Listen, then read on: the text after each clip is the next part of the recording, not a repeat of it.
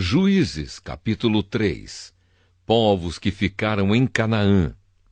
O Senhor Deus deixou alguns povos na terra para pôr à prova os israelitas, que não haviam tomado parte nas guerras de Canaã.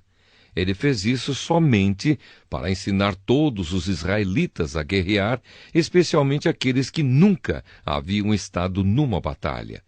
Os povos que ficaram na terra foram os moradores das 5 cidades dos filisteus, todos os cananeus, os sidônios e os heveus, que viviam nos montes Líbanos, desde o monte Baal-Hermon até a subida de Amate.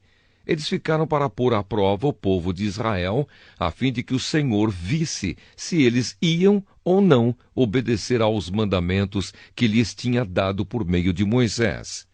Assim o povo de Israel ficou morando no meio dos cananeus, dos heteus, dos amorreus, dos perizeus, dos heveus e dos jebuseus. E os israelitas casaram com essa gente e adoraram os seus deuses. Otoniel. O povo de Israel esqueceu o Senhor seu Deus, pecou contra ele e adorou os deuses dos cananeus e os postes da deusa Aserá. Por isso o Senhor ficou muito irado com Israel e deixou que Cuxã-Risataim, rei da Mesopotâmia, os conquistasse. E o povo de Israel foi dominado por ele durante 8 anos. Então os israelitas pediram socorro ao Senhor, e ele mandou um homem para libertá-los. Esse homem foi Otoniel, filho de Quenaz, o irmão mais novo de Calebe.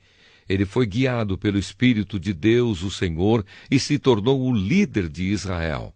Otoniel foi para a guerra, e o Senhor fez com que ele vencesse o rei da Mesopotâmia. Depois disso, Otoniel ainda viveu 40 anos, e durante todo esse tempo, a terra de Israel ficou em paz. Eude. Depois da morte de Otoniel, o povo de Israel pecou outra vez contra Deus, o Senhor.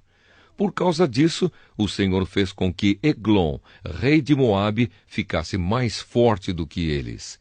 Eglon se juntou com os amonitas e os amalequitas, e eles atacaram Israel, e tomaram Jericó, a cidade das palmeiras. O povo de Israel foi dominado por Eglon durante 18 anos.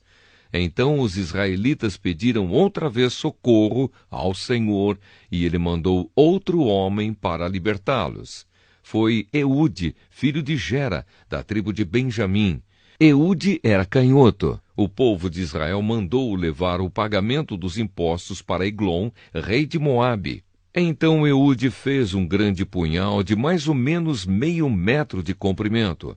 Ele amarrou o punhal debaixo da roupa do lado direito e foi levar os impostos a Eglon, que era muito gordo.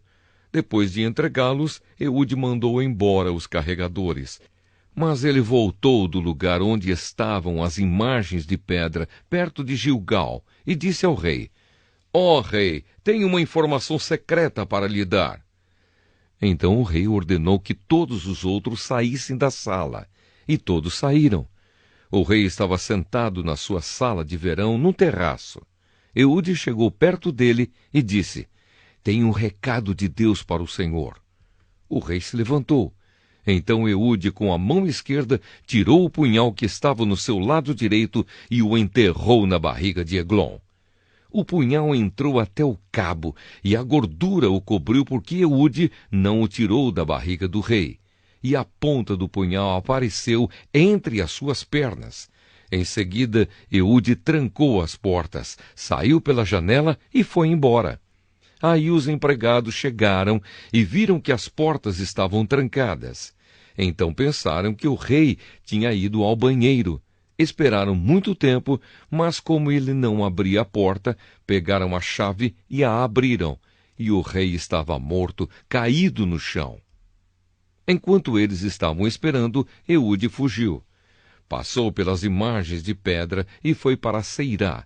Quando chegou lá nas montanhas de Efraim, ele tocou uma corneta de chifre de carneiro para chamar os homens de Israel para a luta. Ele os guiou montanha abaixo, dizendo: Sigam-me! O Senhor Deus deu a vocês a vitória sobre os inimigos, os moabitas. Então os israelitas o seguiram e tomaram o lugar onde os moabitas costumavam atravessar o rio Jordão, e não deixaram ninguém atravessar.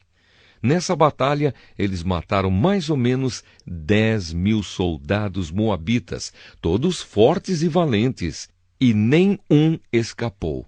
Assim os israelitas derrotaram Moabe naquele dia, e houve paz na terra de Israel durante 80 anos.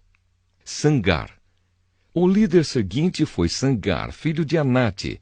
Ele matou 600 filisteus com um ferrão de tocar bois, e assim ele também libertou o povo de Israel.